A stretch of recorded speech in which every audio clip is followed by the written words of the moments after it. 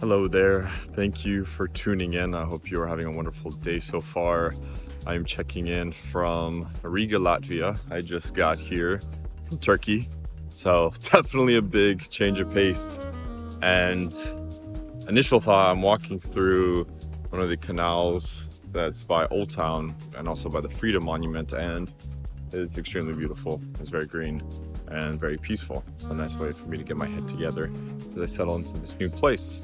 I'm just thinking about how in the last 6 weeks I've been traveling through Europe and I guess some of Asia and Turkey. I've been doing a lot of self-discovery as I've stepped away from my day-to-day life and been taking in new cultures and new environments and observing subtle nuances of how different people live their lives and how they eat and how they interact with one another. I am getting this chance to really understand and appreciate different perspectives and then think about how I can apply it in the next chapter going forward. So it's definitely something I'm very grateful for. I think that's one of the funny things about traveling, and I mentioned this in a previous vlog, but it's the idea that we can experience something in a new place that may be very similar or the same as what we have in our own backyard, like, you know, walking through a park that we might appreciate, but maybe we have a park just like that at home that we don't really use, or appreciating a new food that's very similar to something we make at home. But I think it's cool to experience these subtle differences because it still gives you new context and it challenges the status quo. And wherever you are, it's really easy to get caught up in your culture, your day-to-day experience, and therefore not always challenge the way that you're doing things. It's easy to just get caught up in what everyone is doing and fall into those expectations of that being the way things are supposed to be, right? But that's not the case. There's very few things, I think, other than maybe universal morals that dictate how things should be. And that's one of the beautiful things about travel, is it allows you to challenge those things and think about, how do you really want to live your life? Do you want to live it based off other people's expectations or your own?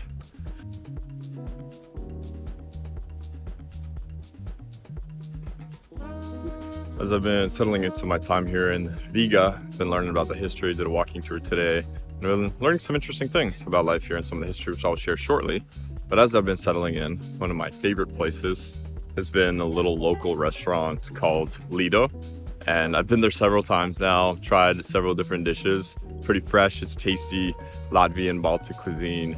And what I enjoy about it is that it's buffet style, and that you choose what you want on your plate, and then you get charged for whatever you choose whenever you go up to the cashier. And it's good value, it's tasty. And honestly, I think more places should do that in the US, at least I prefer. So it's been a treat. So if you ever come to Riga, then you got to go to Lido. There's a bunch of them. It's like a big chain.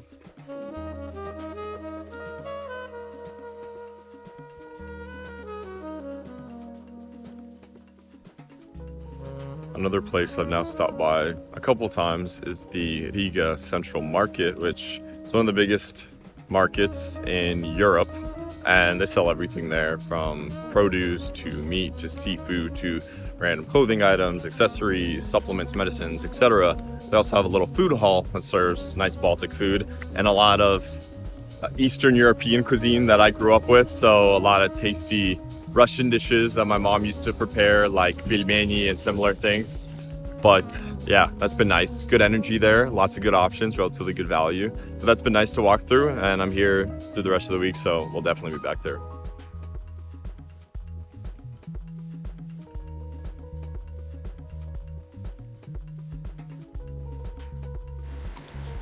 All right, I am here with my buddy Marian that met at the hostel.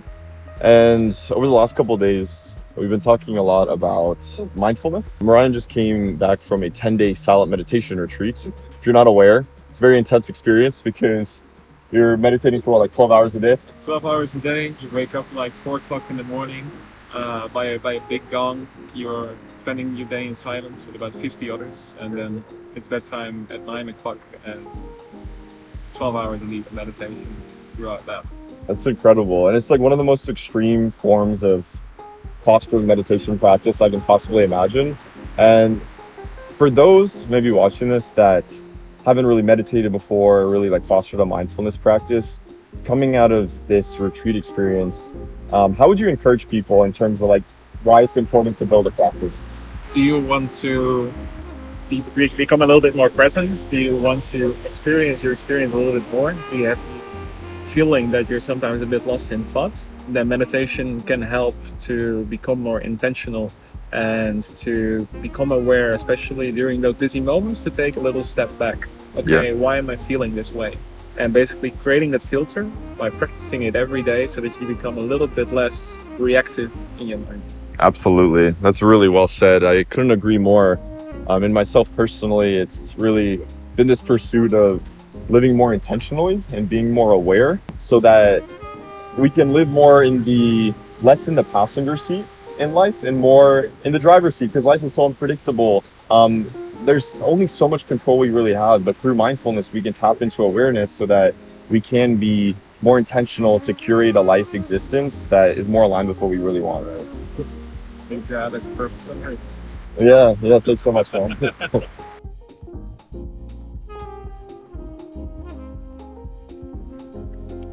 Man, in these videos, I've been using them as a journal to share some thoughts, just a few thoughts, because I have a lot of them as I'm roaming around new cities. But I haven't really talked too much about the struggles that come with traveling for this long. And let me start by saying I always try to ground myself in remembering how lucky and fortunate I am to be able to do this in the first place, to be able to leave my backyard and to be able to explore new places. It's not something that everyone has the opportunity to do, and I'm infinitely grateful for that. But it's hard to stay grounded when you're changing your environment so much, and that kind of instability can really start to wear on you. You're bouncing from location to location, constantly taking in new sensory input, trying to get used to your surroundings and your bearings, and it just has this compounding effect that I've noticed, in which the highs and the lows are expanded. That the highs can be higher, and you're experiencing that sense of novelty and new places and new things, new people, and the lows can really feel lower sometimes, like real valleys. Especially little things. Like I've noticed I've had little things just irk me that don't normally bother me at all. And I think a lot of that's just coming from the instability. And like I've mentioned in past videos, I've really found it important to try to ground myself as much as I can to bring stability to the chaos, but not always easy. And so I'll leave with this. I think when people think about long-term travel, it can be romanticized. And there's a lot of amazing things that come with travel. The reason I did this was to seek expansion, to seek growth, to gain perspective on the world. And again, I'm just so fortunate and happy and lucky to be able to do this. But unfortunately, I think a lot of travel, the desire for travel, comes from a desire to escape your day-to-day. And in my case, I really enjoyed my life in Denver. I really enjoyed my routine. I was really lucky to have a great group of friends there, and it was hard to leave. But I knew I needed to do this. It's something I always wanted to do. And I wanted to really broaden my horizons. But I think with traveling, I've talked in other videos about intentionality, knowing why you want to travel. I think that's important because otherwise the default is to use travel as an escape.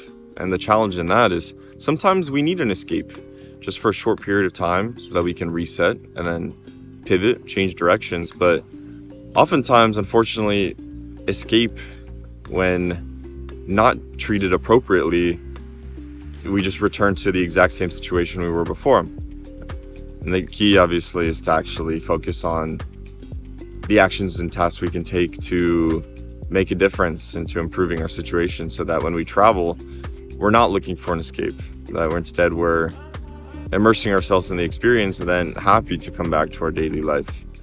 And so for you watching this, I don't know how you prefer to travel or whether you like to travel or what challenges you're dealing with, because we all deal with challenges in our life. That's inevitable. Suffering and pain is part of life, and the better we can learn to accept and better orient and take action and focus on the actions we can take to improve our situations, the more we can learn to deal with the difficulties. But with travel specifically, like I said, it can be easy to romanticize this as a long-term escape, but ultimately you're gonna have to come back to where you started in a lot of ways, maybe with newfound perspective. But without that being said, the more we can always do to focus on the actions we can take to improve our situations, the less we will feel the need to escape, I hope. So yeah, traveling is a beautiful thing, and it's something I encourage everyone to do, but not without its challenges, which is obvious. But just wanted to record this clip so that when I look back at this, I can remember this and know that the lack of stability, it's not always easy, but it's part of the fun. And especially myself, I love my routine. Sometimes it can be easy to get insulated in certain comforts. And that's why doing things like this is important, but not overindulging in escape. So if there's anything that hopefully you might take away from my decompression, is that I hope that maybe this is some encouragement to not always seek escape, because though sometimes we need a break and that can be really beneficial, but to always focus on the actions you can take to get to a more ideal state, and having patience and knowing that it takes time, but the beauty's in the continuous journey towards growth and expansion, and that the many ways that we escape, like for me often it's in eating, or a lot of us struggle with our phones and using our phones as escape, and travel, whatever else it might be, that is just momentary. And then eventually, if we don't deal with the things that we need to deal with, then it's just going to compound the effects. So seek expansion and not escape.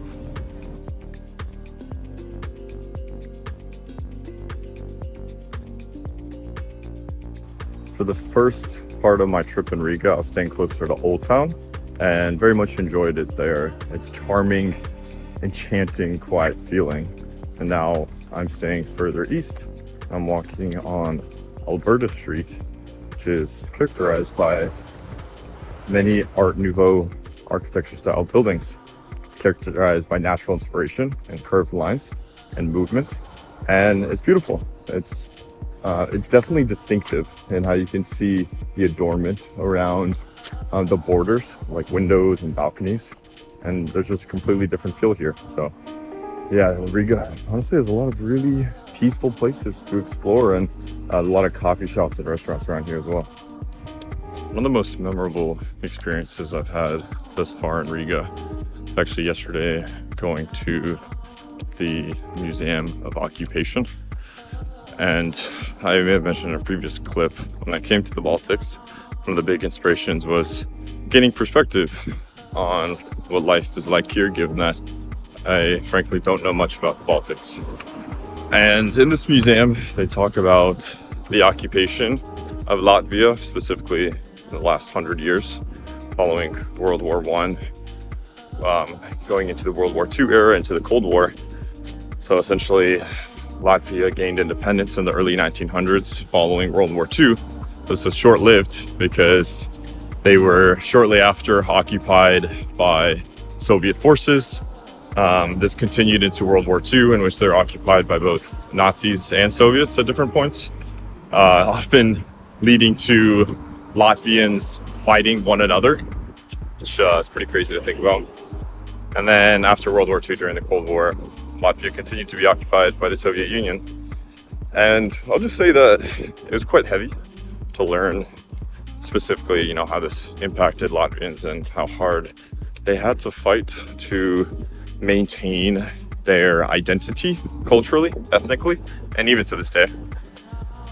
It's just interesting because I recall when I was younger, learning about World War II history when I was in school, and just feeling that history is a little more abstract and a little more detached than I would like to be, especially now. And I even years ago had the chance to, when I was visiting Krakow, Poland, to go to Auschwitz and walk through some very harrowing sites like gas chambers and other cells, and that was one of the most chilling experiences of my entire life. And I think when you are in a physical space and learning the history more firsthand, obviously you're still far away from the primary source when you're learning from a museum or any sort of exhibit. But I think getting the perspective of the Baltic countries during their occupation period and knowing how hard they had to fight time and time again to gain their freedom and independence and to preserve their ethnic identity, it's really, it just left me with feelings of gratitude and never taking. Had to pause there as I was walking through a particularly busy area. Now I'm in this gorgeous park called Kronvalda. But the main takeaway I had after experiencing this heaviness walking through the Museum of Occupation, getting perspectives on some of the challenges that Latvians and frankly, many people throughout the Soviet Union era dealt with, and going to gulags and being stripped of their freedoms, and knowing that a lot of these issues occur globally today in many countries, and even in countries like the US that could be considered more free in some ways are not free in others. And it's very complicated, especially as it comes to like data privacy and all these issues, which I won't get into. But what I do think now is, and what I'm left with, is just recognizing the importance to always be grateful to have freedom of expression and to be able to enjoy flexibility of opportunity when you do have it, and to never take it for granted, knowing that throughout history, not just recently in World War II and 1900s and those eras, but throughout history, people have fought so long and hard to enjoy certain freedoms that many of us enjoy today. And it's not something that we can take for granted, just to be able to express ourselves and connect with one another, and to be able to join together for causes that we believe in, to ideally, make some sort of positive impact, whatever that might mean for you and me, right? So yeah, it's heavy, but I think it's important to learn history in that way to gain some perspective. Obviously, history, it's hard to find good accounts that are unbiased, but I think the more that you can gain perspective, and I can gain perspective in travels, to understand challenges in different time periods, the more that we can contextualize and value the things that we do have, so that we can live with more gratitude and take advantage of the opportunities that we do have.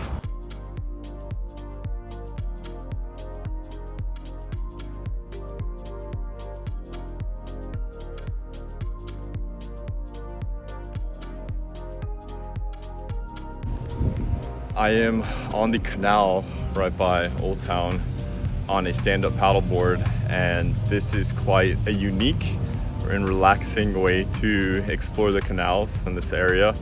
It's really nice to be on the water again and just feeling present and calm and mindful. And I previously expressed some of the challenges that come with travel and the instability. I think those ups and downs are normal. They're part of the fun and the experience and the adventure of travel. And they teach you quite a lot, actually. And I'm just so abundantly grateful to be on this experience altogether. This is one of the coolest things I've ever done, that is like travel in this manner. But I think, the real point that I've consistently reflected on when it comes to travel or any form of escape is trying to always be proactive. That's loud, I'll let that pass. Oh wow, that is a heavy boat. Oh my goodness. Oh, look at this guy, he's probably gonna wreck me. Had to let that boat pass because it created quite the stir, and now I'm further down the canal.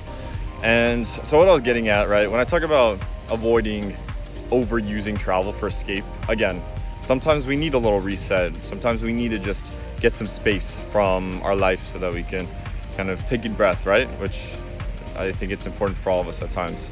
But I think the ideal scenario is always thinking about how can you create a life that's more aligned with what you really want, so that, or what's really true to you and how you want to positively express yourself in the world, so that you don't need to escape as much, so that you're living more in alignment. Easier said than done, but I think it's the beauty in the pursuit of alignment, to live as the fullest versions of ourselves. That's all we can hope to do. And in previous videos, I talked about fostering this sense of space in my travels and using it, knowing that this is a very unique opportunity I personally have in this point in my life, as I'm currently 28, and to use all of these new perspectives and take this new information to further calibrate to live a more intentional life. You know, it's all about intentionality, knowing ourselves and how we can use that to better live a life that's true to ourselves, and hopefully in a way that better serves other people in a positive way.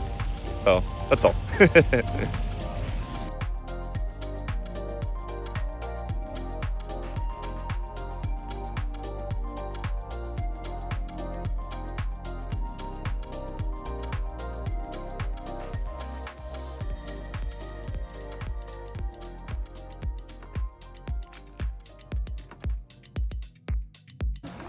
Closing out my time here in Riga with a little tour that went through this little beach town called Jurmula on the way over to Kemeri National Park, which is a bog that you can walk through. I haven't really spent much time in bogs, so I wanted to check it out.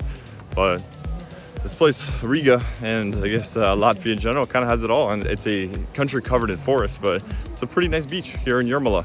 So yeah, nice to check out a new environment. It's beautiful here.